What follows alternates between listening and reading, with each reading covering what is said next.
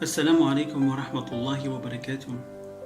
On behalf of the CCI Network, the Board of Al-Ghurbaah Foundation and Al-Ghurbaah Masjid Committee, I'd like to extend our well wishes to all of you over this month of Ramadan. Ramadan is the month of restraint in many ways, personal restraint, social and universal restraint. Believers are blessed with the gift of fasting during this month of Ramadan, so that we may restrain ourselves from lower self-desires that can otherwise be very harmful for us. The inflated ego, greed, envy, manipulation, and all those shadow qualities that prevents us from living within our authentic self. And I say this as a reminder to myself first, because I know that mastery over our lower desires is a constant struggle for all of us. So I wish that this Ramadan, inshallah, will present for us an opportunity to rejuvenate our spirits, to detox our bodies, and to sharpen our minds with the recitation of the Quran. I wish to also take this opportunity before we enter into Ramadan to answer questions some of you had about my silence during the recent allegations of mismanagement of funds while I was still the director at Al-Fitra Foundation.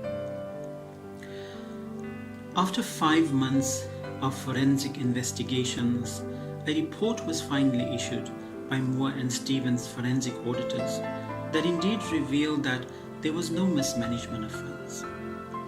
The reports were sent to the donors, and I've subsequently heard back from all the donors that they have scrutinized the reports, and indeed they have not found any mismanagement of funds, and some donors offered to continue to fund my work under the new Al-Ghurbaah Foundation. My lawyer then had subsequently asked Al-Fitra's board for a public apology, since they've announced these allegations of mismanagement of funds on Facebook even before the investigations were concluded. They refused to apologize, and that's where I left the matter in Allah's hands, because justice will be done. And I will continue to fight for justice in whatever form. I have chosen for the last 8 months to be silent, since I believe that when something like this happens to us, the best answer is silence. And then we go into prayer, and then we hope that our reputations precede us. And so I want to thank all of you who have rallied to my support during this difficult time. I appreciate you, and I appreciate the blessing in this experience, because I'm now much more aware of who I should be working with. And so when we take matters in our own hands through wanting to protect ourselves, proving our innocence, hiding and defending, we perpetuate faithlessness. And when we return the matter to Allah, we free ourselves from this need for retaliation. People will always have opinions about us, especially when we are successful or when we have something that they desire. If this is something that has also happened to you, you probably know by now that you are probably something worth talking about. There were many things that I would have done differently had I known what I know now, while I was at Al-Fitra Foundation, and I take responsibility for that. A disappointing part, however, of this experience was the judgments that people made without questioning and without consultation with me. And after 22 years of activism, this attempt to tarnish my reputation was not so much a concern for me, but rather the lack of consideration of the negative impacts that this action will have on the queer Muslim community.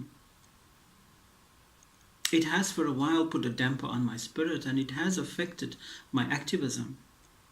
But I do not seek any form of retribution. In fact, I appreciate this experience no matter how painful, because I've learned a lot, I've moved on, and I was able to forgive.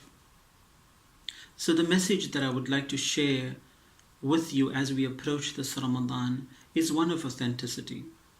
That when we plot, plots are also made against us. وَمَكَرُوا وَمَكَرُوا اللَّهِ وَاللَّهُ خَيْرُ الْمَاكِرِينَ. We plot and we plan, and Allah too plots and plans. And the plans of Allah is better than ours. And so when we do anything inauthentic, no matter how small, the universe will make us pay for it at some point. It's just a bad investment to make and to barter with our own souls. So I ask for your forgiveness for anything that I may have said or done while we were together on this journey that may have caused you pain. I would like to start this month with a clean heart so that I can focus on my spiritual growth and my own rejuvenation. And I wish the same for you, inshallah.